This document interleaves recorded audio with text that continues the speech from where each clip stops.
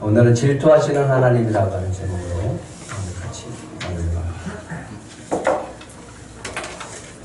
합니다. 여러분은 누군가 질투해 보신 적이 있습니까?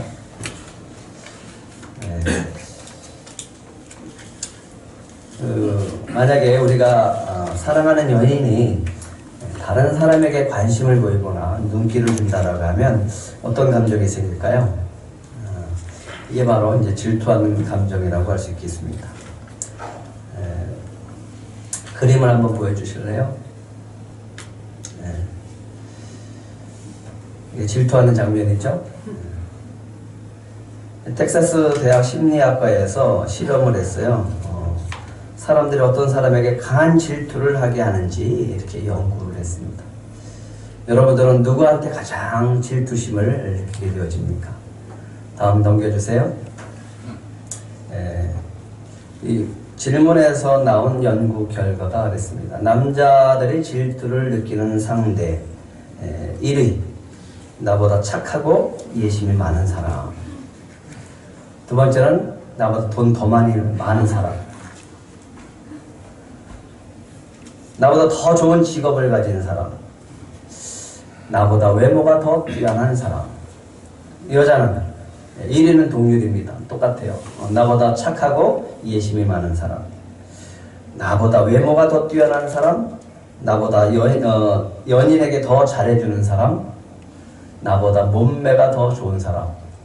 이 남자와 여자의 차이가 느껴지시나요? 남자의 관심은, 남자가 질투하는 대상은 자기보다 더 돈 많은 사람, 재력 있고 능력 있는 사람을 질투하게 되어집니다. 여자는 외모에 이렇게 비교를 해서 외모가 이쁘거나 몸매가 더 날씬하면 더 질투하게 된다고 합니다. 이 연구를 이끈 바스라고 하는 교수가 이런 말을 했어요. 많은 사람이 질투 때문에 괴로워하지만 질투는 꽤 유익한 감정입니다. 동의하십니까? 동의하지 않습니까? 많은 사람이 질투 때문에 괴로워하지만 질투는 꽤 유익한 감정입니다. 유익한 감정이 됩니다. 질투는 자신이 좋아하는 사람을 빼앗을 수 있는 위협적인 경쟁자가 나타났을 때 발동하는 심리적인 경계 경보라고 합니다. 아까 그림 한번 다시 보여줄래?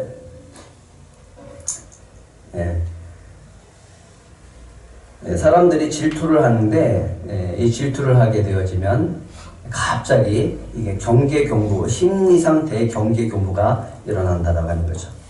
넘겨주세요. 넘겨주고 다음으로 또 넘겨주세요. 그래서 질투라는 단어를 찾아보니까 이렇게 돼 있어요. 자신이 좋아하는 사람이 다른 사람을 좋아하는 것을 샘을 내고 미워하거나 싫어하게 되어지는 감정. 질투는 이럴 때 생긴다고 합니다. 다른 사람이 잘 되거나 자신보다 앞서서 좋은 위치에 있는 것을 시기하여 미워하며 깎아내리는 것. 그것이 질투라고 합니다. 그런데 이 질투심이 자칫하면 우리에게 해가 되어질 수 있습니다. 바스 교수는 우리에게 유익한 감정이라고 했지만 어떨 때는 우리에게 해가 되어집니다. 어떨 때 그러냐면 아주 질투심이 강하게 나타날 때 그렇습니다. 그런데 이 질투심이 지나치게 강하게 나타나면 편집성 인격 장애를 가져올 수 있다라고 얘기합니다. 이 편집성 인격 장애라고 하는 것은 특징이 이렇다라고 합니다. 자신의 권리를 강하게 주장하는 거예요. 내 거라고 하는 거죠. 내 거. 내 거야. 그러니까 내 거를 빼앗기면 안 된다라고 하는 거죠. 질투를 하게 되면 마음의 평안이 깨어져 버리기 시작을 합니다. 내가 좋아하고 사랑하고 아끼는 것을 빼앗길 수 있다라고 하는 이 불안감 때문에 굉장히 초조해지기 시작을 합니다. 자꾸만 의심하게 되어집니다. 부정적인 생각에 사로잡히게 되어집니다. 그리고 자꾸만 집착하게 되어집니다. 그런데 이게 집착이 강하게 되어지면 오히려 이 관계까지 깨지게 되어집니다. 여러분은 성경에서 질투하면 누가 생각이 나나요? 생각나는 사람 없어요? 야곱가에서. 저는 라헬과 레아가 생각이 나더라고요. 야곱은 라헬을 사랑해서 7년 동안 이 라반에게 무료 봉사를 합니다. 하지만 첫날 밤에 맞은 여인은 라헬이 아니라 레아였습니다. 사기당한 거죠. 결혼을 사기당한 거죠. 그래서 이 라헬을 위해서 또 7년을 일을 하기로 하고 또 라헬을 얻게 되어집니다. 그래서 동시에 레아와 아내를 얻는 그런 축복을 받게 되어지죠. 그런데 이때부터 언니와 동생 사이에 다툼이 벌어지기 시작하는 거예요. 시기하고 질투를 벌이기 시작을 하는 겁니다. 누구를 차지하기 위해서? 야곱을 차지하기 위해서. 두 여자가 이 야곱과 잠자리를 같이 하기 위해서 서로 다툼을 벌이고 어떻게 하면 야곱의 아들을 낳을까, 야곱의 자식을 낳을까 경쟁하고 시기하고 질투하기 시작을 합니다. 근데 하나님께서 먼저 레아를 생각하셔서 임신하게 하고 아들을 낳게 하십니다. 그때 라헬의 마음 어땠을까요?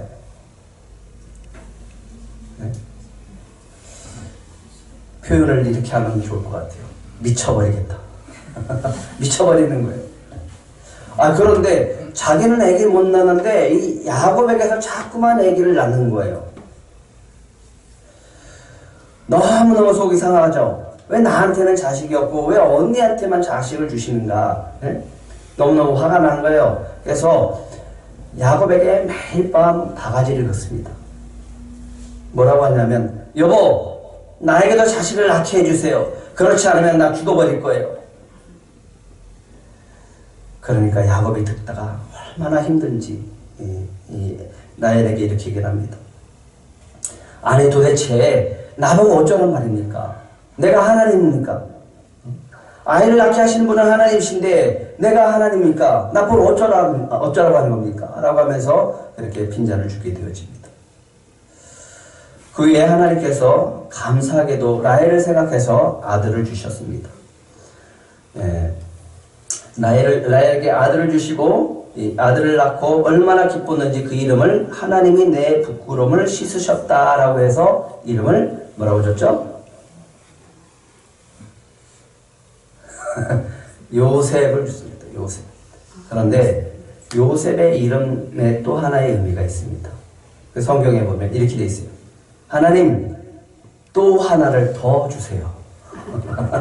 그렇게 돼 있어요. 여기서 하나님이 라헬을 생각해서 아들을 주셨다라고 이 성경은 기록을 하고 있어요. 근데 가만히 보면 하나님이 라헬을 생각한 게 아니라 누구를 생각한 거예요? 야곱을 생각한 거예요. 매일 밤 시달리는 걸 생각하셔서 라헬에게 아기를 준 거예요. 근데 참 놀라운 것은 두 여인이 서로 질투하고 시기하고 아들을 낳습니다. 근데 하나님이 이 두 여인의 질투 때문에 자식을 번성케 하시는 축복을 주십니다. 하나님이 야곱에게 약속하신 그 약속을 두 여인의 질투심을 통해서 이루시는 것을 볼 수 있다라고 합니다. 질투는 하나님이 우리에게 주신 감정입니다. 질투도 주님 안에 있으면 유익한 것이 되어집니다. 그런데 하나님이 질투하는 분이라고 하는 것이 있습니다. 오늘 여호수아가 이렇게 얘기합니다. 하나님은 질투의 하나님입니다. 어떤 하나님이라고요? 질투의 하나님입니다. 아니 하나님이 질투하신다고요? 하나님도 질투하십니까?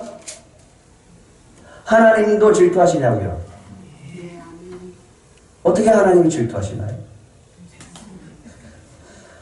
여호수아가 이스라엘 백성 지도자들을 불러서 당부한 말씀이 있습니다. 이제 죽음을 앞두고 당부를 했습니다. 그래서 지난 시간 2시간을 통해서 말씀을 드렸습니다. 23장 8절에 이렇게 얘기를 합니다.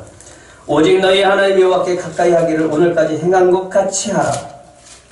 오늘 너희들이 행한 것 같이, 너희가 오늘과 같이 하나님을 붙잡고 사랑하는 것 같이 그렇게 앞으로도 하나님과 멀어지지 말고 하나님과 가까이 하고 더 가까이 하고 하나님을 꼭 붙잡고 살아야 된다라고 당부를 합니다. 지난 시간에 했었던 것은 23장 15절입니다. 너희에게 말씀하신 모든 선한 말씀이 그대로 이루어진 것처럼 어떤 말씀도 그대로 이루어진다? 불결한 말씀도 그대로 이루어지고. 그러니까 너희들은 하나님의 그 선하신 말씀을, 축복의 말씀을 붙들고 살아야 된다라는 겁니다. 절대로 하나님의 말씀을 떠나지 말게 하라. 절대로 하나님을 떠나서는 안 된다. 그러니까 거룩한 삶을 살아야 된다. 그리고 하나님의 말씀에 순종하고 살아야 된다. 이렇게 얘기합니다. 하지만 여호수아가 죽음을 앞두고 안심을 하지 못합니다. 그래서 하나님의 말씀에 따라서 이스라엘 백성과 이스라엘의 지도자들을 세겜으로 모읍니다. 세금을 불러서 언약을 합니다. 일명 세겜 언약입니다. 그들을 위해서 율례와 법도를 제정하십니다. 그리고 모든 말씀을 율법책에 기록하고 있습니다. 그리고 큰 돌을 가져다가 성소 곁에 상수리 나무의 아래에 세우고 증거로 삼습니다. 너희들과 하나님과 맺은 증거다. 언약의 증거다. 라고 하면서 이 돌이 증거가 될 것이다. 라고 선포합니다. 보라, 이 돌이 우리에게 증거가 될 것이다. 여호와께서 우리에게 하신 모든 말씀이 이 돌이 들었다. 뭐가 들었다고요? 돌이 들었다. 돌이 증거가 된다. 그런즉 너희가 너희 하나님을 부인하지 못하도록 이 돌이 증거가 되리라. 만약에 너희들이 이 언약한 것을 어기면 이 돌이 증거가 되어서 하나님이 너희들을 심판할 것이고 불길한 말씀이 너희들에게 임할 것이다 라고 하는 거죠. 그래서 이스라엘 백성이 하나님과 언약을 맺고 하나님을 섬기고 하나님의 말씀을 듣고 살겠다고 그렇게 선포하고 그렇게 약속하고 결단하게 되어집니다. 그런데 이 과정 속에서 그때 여호수아가 이스라엘 백성 앞에서 하나님을 이렇게 이야기합니다. 하나님은 이런 하나님이라고 얘기를 합니다. 19절 한번 같이 읽겠습니다. 19절 시작. 여호수아가 백성에게 이르되 너희가 여호와를 능히 섬기지 못할 것은 그는 거룩하신 하나님이시요 질투하신 하나님이시니 너희의 잘못과 죄들을 사하지 아니하실 것이니라. 하나님이 어떤 하나님이라고요? 그 전에 거룩하신 하나님이라고. 하나님 어떤 하나님이라고요? 거룩하신 하나님. 그리고 또 하나님은 어떤 하나님이라고요? 질투하시는 하나님이다. 그런데 거룩하다고 질투하다라고 하는 것이 여러분들은 어떻게 느껴지나요? 예, 이게 밀접하고 동등하게 느껴지고 비슷하다라고 생각이 드는 것처럼 느껴지지만 사실은 자세히 보면 반대되는 개념이 아닌가라는 생각이 듭니다. 거룩하다, 질투하다. 아니면 질투하는 것은 거룩하지 못하다라는 생각이 들 때가 있어요. 근데 여호수아가 하나님 뭐라고 합니까? 거룩하신 하나님이시요 질투하신 하나님이다 라고 얘기합니다. 거룩하다하고 질투하다라고 하는 말이 서로 상반된 것처럼 보여지는데 어떻게 여호수아는 하나님을 거룩하신 하나님, 질투하신 하나님이라고 이렇게 표현하고 있을까요?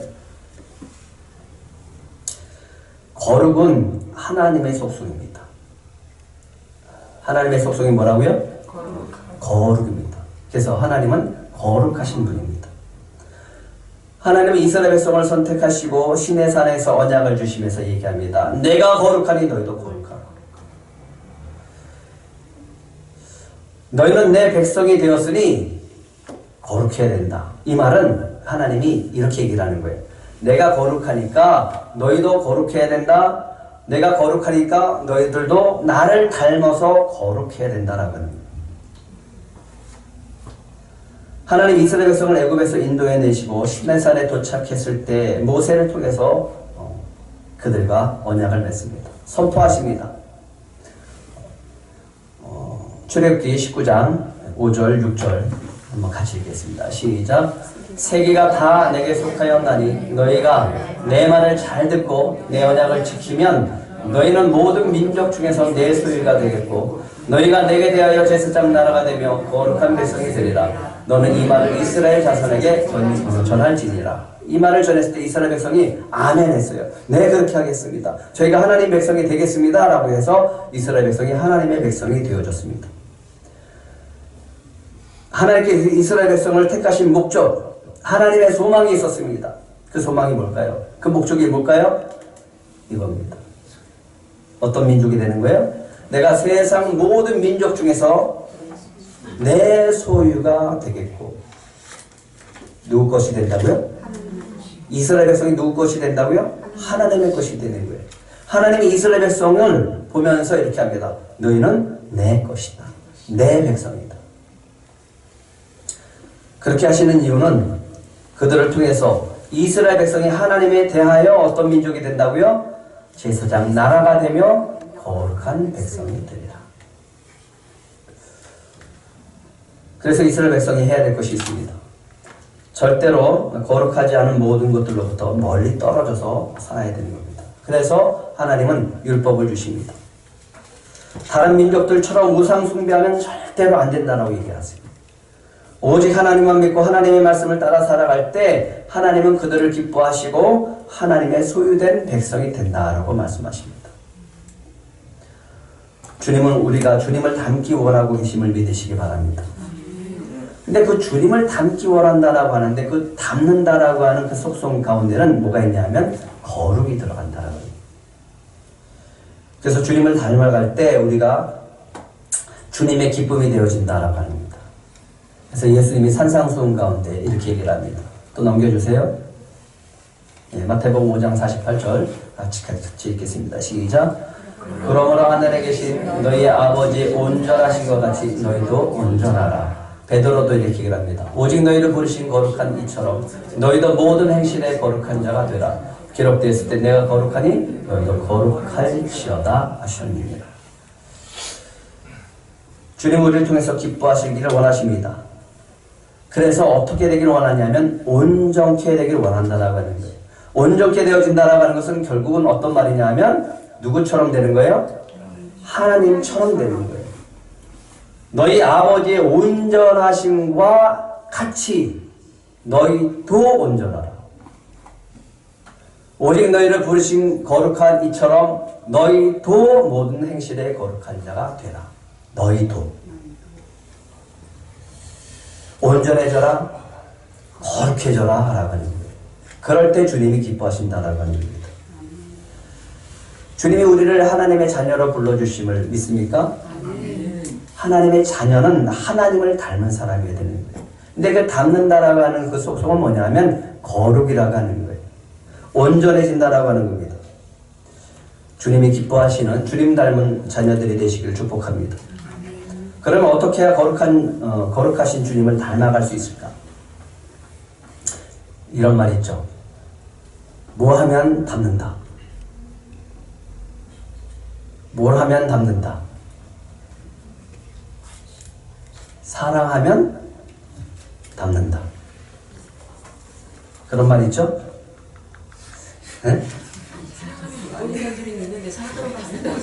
오래 같이 살면 네, 오래 같이 살아야 돼요? 같이 살면 닮는다. 예. 그래서 오랫동안 사랑한 여인들에 대해서 연구를 했는데 특징들이 있어요. 네, 오래 사귄 연인들. 네? 첫 번째는 커플들끼리 통하는 언어를 개발한대요. 네, 자기들끼리만 통하는 언어들. 그래서 은밀한 소통을 통해서 둘 사이에 유대를 강화하고 동질감을 이렇게 느끼게 된다고 합니다. 주한이가 되게 관심 있게 듣네. 두 번째는 두 사람 사이에서 통하는 농담이 많아진대요. 오랫동안 함께하는 시간을 통해서 이 추억이 쌓였기 때문에 그렇다라고 합니다. 또 한 가지는요, 상대방에게 솔직하게 이야기한다라고 합니다. 숨기지 않는다라고 하는 거예요. 왜냐하면 왜 솔직해질까요? 상대방을 신뢰하는 관계가 형성이 됐기 때문에 그렇습니다. 근데 만약에 오랫동안 사귀었는데도 계속 숨긴다 그러면 조심해야 돼. 그리고 참 놀라운 것이 있습니다. 오랫동안 사귄 커플들에게 발견되는 특징 가운데는 말투가 비슷해진대요. 그리고 연구를 해봤는데 이 억양도 비슷해진다는 거예요. 다 쓰는 단어도 비슷하고 그리고 심지어는 외모도 비슷해진다. 그럼 왜 외모가 비슷해질까라고 연구를 했더니 정서적으로 전염이 되어질 뿐만 아니라 이렇게 오랫동안 함께하는 지내는 동안에 이 쓰는 근육이 비슷하대요. 참 놀랍지 않습니까? 그래서 사랑하면 닮아진다라고 이야기합니다. 그래서 제가 한번 그럴까 하면서 내가 막 찾아봤어요. 인터넷을 찾아봤는데 참 놀라운 사진을 내가 발견했어요. 넘겨주세요. 사진 한번 넘겨주세요. 이분은 봉태규라고 하는 사람인데, 연예인인데 옆에 있는 부인은 하시시박이래요. 근데 전혀 닮지 않을 것 같은 이런 사람들인데 닮았다라고 하는 거죠. 쌍꺼풀 없는 눈, 코, 도톰한 입술이 비슷해서 얼핏 보면 남매처럼 보인다 이렇게 얘기를 하더라고요. 근데 더 재밌는 것은 옆에 있는 사람이에요. 이범수와 이윤진이라고 하는 사람의 그 가족입니다. 전부 다 진짜 붕어빵이에요. 근데 이 이범수와 이윤진이 이렇게 결혼할 때 네티즌이 했었던 말이 이렇습니다. 범수가 범수랑 결혼했다. 그만큼 서로 둘이 닮았다라고 하는 거죠. 이분들을 보면서 이런 생각이 듭니다. 야, 정말 사랑하면 닮는구나. 여러분은 주님을 사랑하십니까? 주님을 닮으시는 자녀들이 되시길 축복합니다. 여호수아는 이스라엘 백성에게 얘기합니다. 스스로 조심하여 너희의 하나님 여호와를 사랑하라. 그래야 닮아질 수 있어요. 여호와를 사랑하면 가나안 족속들을 쫓아버려라. 가나안 족속과 접촉하지 말아라. 그들과 결혼하지 말아라. 그들의 신들을 섬기지 말아라. 그들의 신들에게 절하지 말아라. 그리고 하나님 말씀대로 살아라. 하나님의 백성이라면 그 하나님의 거룩한 백성처럼 거룩한 삶을 살아야 된다라고 하는 겁니다. 예수 믿는 사람은요, 세상에 나아가서 뭐가 보여야 돼요? 아, 저 사람 예수 믿는 사람이야. 저 사람을 보면 예수님을 보는 것처럼 보여져 라는 소리를 들을 수 있어야 됩니다. 똑같네. 더하네. 그러면 안 된다 그랬죠? 주님이 우리를 사랑한 것 같이 우리도 주님을 사랑하면 주님을 닮아갈 줄 믿습니다. 우리가 주님을 사랑하면 우리를 통해서 주님이 보여지게 되어집니다. 주님을 사랑하면 우리가 주님의 말씀을 따라가게 돼 있어요. 그러다 보면 나를 통해서 주님이 보여지는 겁니다. 우리 들꽃가족은 여러분들을 통해서 세상 가운데 주님이 보여지는 주님의 자녀들이 되길 축복합니다. 그러기 위해서는 우리가 구별된 삶을 살아가는 거예요. 세상 가운데 살지만 세상 사람들처럼 살아가는 것이 아니라 하나님의 자녀답게 살아가는 겁니다. 가치가 달라야 돼요. 보는 관점이 달라야 되는 거예요. 태도가 달라야 되는 거예요. 반응이 달라야 되는 겁니다. 똑같이 직장 생활을 하고 똑같이 학교 생활을 하고 똑같이 가정 생활을 해도 좀 달라야 되는 거예요. 그 속에 예수 그리스도의 가치가, 성경적인 가치가 나와야 되고, 삶의 모습 속에 모든 반응이 예수님을 닮은 태도들이 나와야 되는 겁니다. 그리고 바라보는 관점이 항상 하나님의 나라의 관점, 주님이 보는 관점으로 볼 수 있어야 된다고 하는 겁니다. 주님을 사랑하셔서 주님 닮는 성도들이 되시길 축복합니다.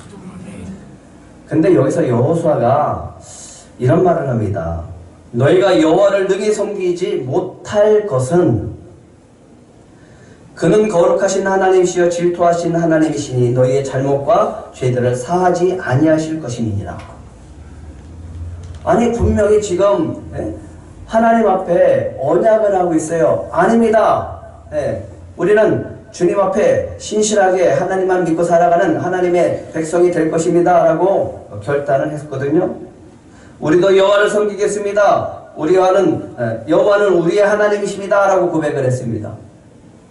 그런데 여호수아가 이렇게 얘기를 합니다. 너희가 여호와를 능히 섬기지 못할 것이다. 아니 섬길 거라고 했는데 왜 능히 섬기지 못할 것이다 라고 얘기를 할까요? 그러면서 하나님이 거룩하신 분이고 그 하나님은 질투의 하나님이시다 라고 이야기하는 이유가 뭘까요? 너희의 잘못과 죄들을 사하지 아니하실 것입니다. 왜 이런 말을 다시 하고 있을까요? 여호수아가 이제 죽음을 앞두고 있어요. 근데 이스라엘 백성을 보니까 믿었지 못하는 거예요. 이스라엘 백성의 지도자들을 불러놓고 얘기를 했는데도 불구하고 믿음이 안 가요. 마음이 편하지 않은 거예요. 이제 세상을 떠나야 되는데 이 후손들이 걱정이 되는 거예요. 염려가 되어지는 거예요. 내가 떠나면 어떻게 될 것인가. 후손들이 과연 우리를 애굽에서 구원하신 하나님을 신실하게 믿고 살아갈까? 저 이스라엘 백성들이, 저 후손들이 하나님을 경험하지 못하고 전쟁을 경험하지 못하고 출애굽을 경험하지 못하고 광야를 경험하지 못했던 저 자녀들이 혹시라도 하나님을 떠나면 어떻게 하나? 그래서 불길한 말씀이 임하고 저들이 하나님의 축복이 있는 게 아니라 저주를 받으면 어떻게 하나라고 하는 그런 마음이 있는 거예요. 하나님의 역사를 경험했던 장로들마다 저 세상을 떠나면 저들은 과연 정말 하나님이 기뻐하는 이 하나님의 백성들이 될까라고 하는 염려가 있기 때문에 오늘 이렇게 얘기하는 겁니다. 그래서 다시 다짐을 한번 받고 싶은 거예요. 그래서 하나님이 이렇게 얘기합니다. 하나님은 거룩하신 분이다. 하나님은 질투하시는 하나님이다. 여호수아는 이스라엘 백성 앞에서 어떻게 그들을 하나님께서 하나님의 백성으로 삼아주셨다라고 얘기를 하는지 쭉 이야기를 합니다. 그러면서 이렇게 얘기합니다. 14절하고 15절도 한번 같이 읽겠습니다. 14절 15절 시작. 그러므로 이제는 여호와를 경외하며 온전함과 진실함으로 그를 섬기라. 너희의 조상들이 강 저쪽과 애굽에 섬기던 신들을 치워버리고 여호와만 섬기라. 만일 여호와를 섬기는 것이 너에게 좋지 않게 보이거든 너희 조상들이 강 저쪽에서 섬기던 신들이든지 또는 너희가 거주하는 땅에 있는 아모리 족속의 신들이든지 너희가 섬길 자를 오늘 택하라. 오직 나와 네 집은 여호와를 섬기겠노라.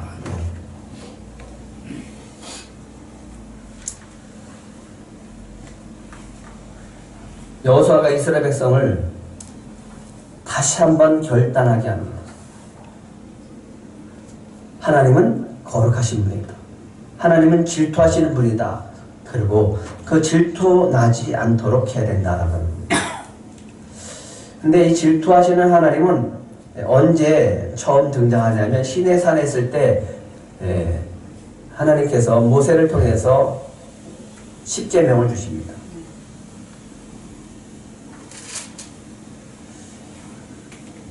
십계명을 주실 때 이렇게 얘기를 합니다. 나는 너를 애굽 땅 종 되었던 집에서 인도하여 낸 너희의 하나님 여호와다. 십계명을 주기 전에 이렇게 얘기를 하는 거예요. 단서를 두는 거예요. 내가 누군지. 나는 너희를 애굽에서 구원해낸 여호와 하나님이다. 이것을 전제로 해서 첫 번째 주는 계명 뭐죠? 너는 나 외에 다른 신들을 내게 두지 말아요. 왜? 그것에 절하지 말고 섬기지도 말라. 내 하나님 여호와는 질투의 하나님인즉 나를 미워하는 자의 죄를 갚되 아버지로부터 아들에게 3, 4대까지 이르게 하거니와 나를 사랑하고 계명을 지키는 자에게는 1000대까지 은혜를 줍니다. 나를 사랑하고 내 계명을 지키는 자에게는 1000대까지 은혜를 주겠다는 것을 약속하십니다. 그럼 하나님께 질투나게 하는 자는 어떻게 된다고 하시는 거예요? 미워한다. 하나님이 미워해서 죄를 갚되 아버지로부터 아들의 3, 4대까지 이렇게 한다. 근데 너희가 나를 기쁘게 하면 너희가 나를 사랑하고 나를 섬기면 은혜를 몇 대까지? 1000대까지 은혜를 베풀겠다. 왜 질투하실까요? 왜 하나님이 질투하실까요?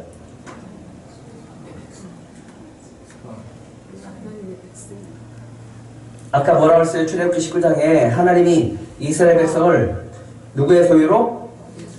내 소유로. 내 거니까 질투하는 거예요. 하나님이 내 소유가 되어졌으니까 질투하시는 거예요. 남의 것은 질투도 안 하죠. 질투할 이유가 뭐가 있겠어요? 질투는 내 것을 빼앗길 것 같을 때 발생하는 경계 경보라고 그랬잖아요.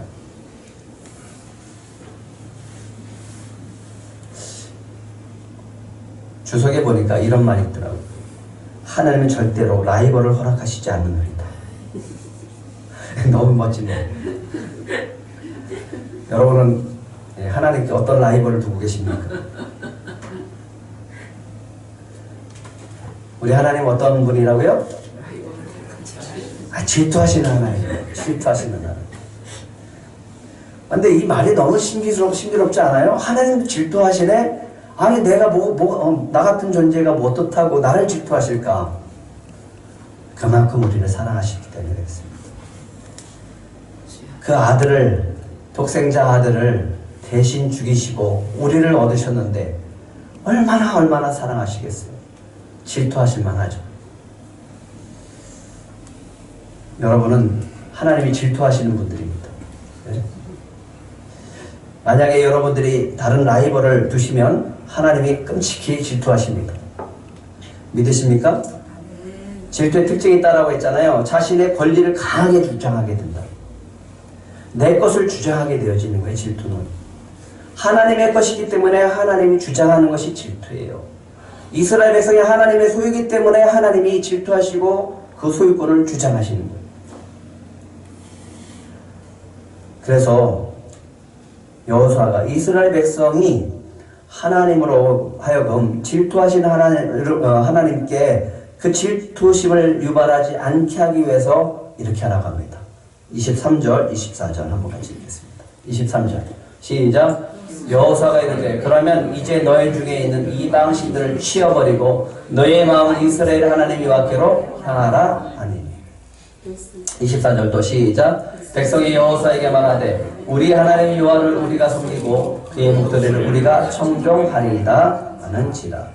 어떻게 하라고 합니까? 질투가 나지 않게 하려면 23절에 너희 중에 있는 이방 신들을 어떻게 하라고요? 치어버려.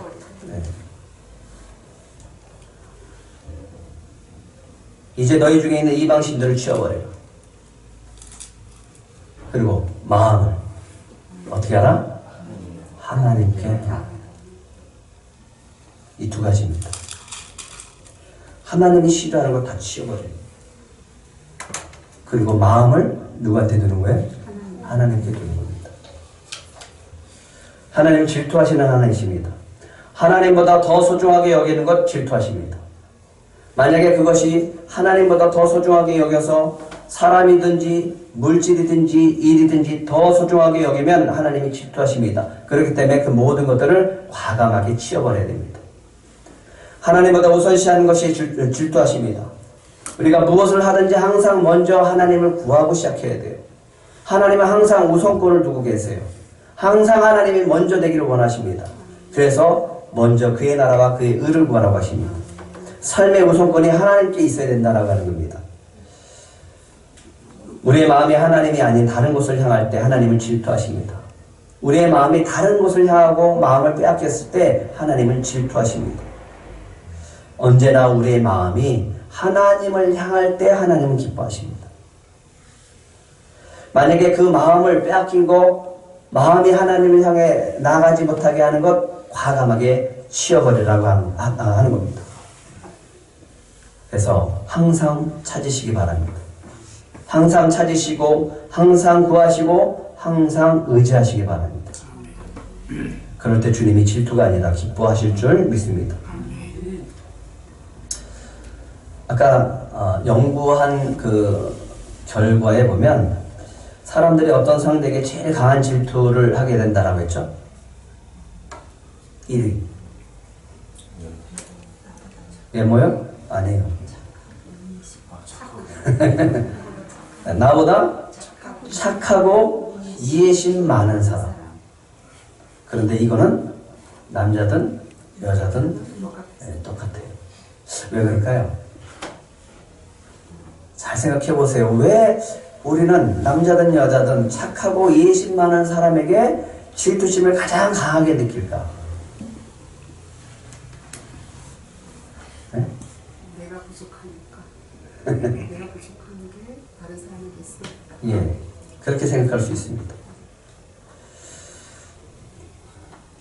예, 이 역으로 생각하면요, 사람들이 매력을 느끼는 사람은 바로 성격이 좋은 사람이라고 하는 겁니다. 그렇지 않습니까?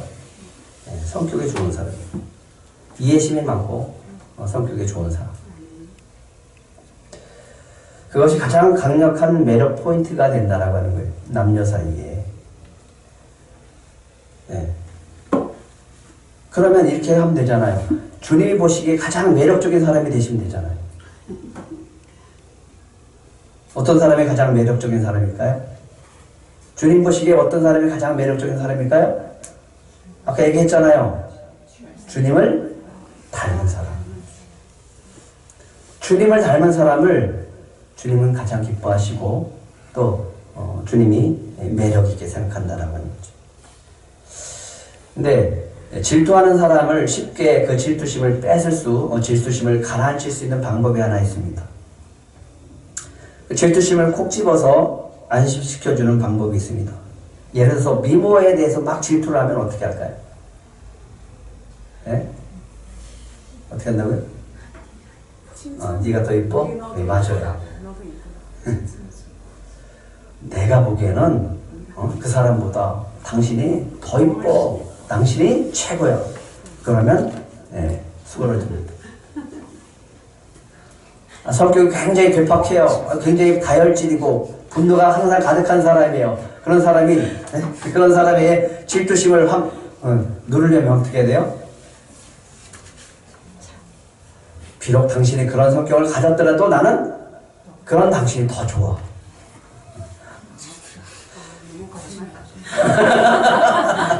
거짓말이에요? 결론적으로 할 수 있는 거 뭐예요? 당신이 최고야. 그러면 되는 거죠. 그러면 그 질투심이 사라진다니까요. 거짓말처럼 들릴지라도 해보세요. 당장 질투심이 없어져야 될 거 아니야. 당신이 최고야. 집사님이 최고야. 성경에 보면요, 신명기와 히브리서에는 이렇게 합니다. 하나님은 소멸하는 분이시다. 질투의 하나님이시다라고 합니다. 하나님은 소멸하는 분이시다. 하나님도 분노를 갖고 계세요. 언제 그 분노가 일어나는가? 질투심을 유발하면 분노가 일어나는 거예요. 근데 그 질투심이 사그라들게 하려면 우리는 어떻게 해야 돼요? 하나님이 최고입니다. 이렇게 하면 되는 거예요.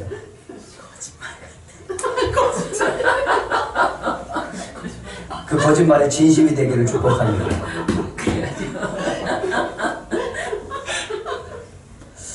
하나님은 절대로 라이벌을 허락하지 않는다고 했습니다. 철저하게 주님의 소유가 되는 거예요. 그렇습니다. 주님, 저는 주님의 소유입니다. 주님, 저는 주님의 자녀입니다. 주님이 미워하고 싫어하는 것 모두 다 치워버리겠습니다. 그렇게 고백을 해보세요. 최고의 자리로 주님을 모시는 거예요. 최상의 자리로 주님을 모시는 거예요. 그리고 주님을 높여드리는 겁니다. 그럴 때 그 질투심이 사라지게 되어줄 줄 믿습니다. 주님만 사랑하세요. 주님만 사랑하세요. 다른 어떤 것보다도 가장 먼저 사랑하고 가장 많이 사랑하고 최선의 자리에 모셔드릴 때 여러분들이 주님이 기뻐하는 가장 매력적인 성도들이 되어줄 줄 믿습니다.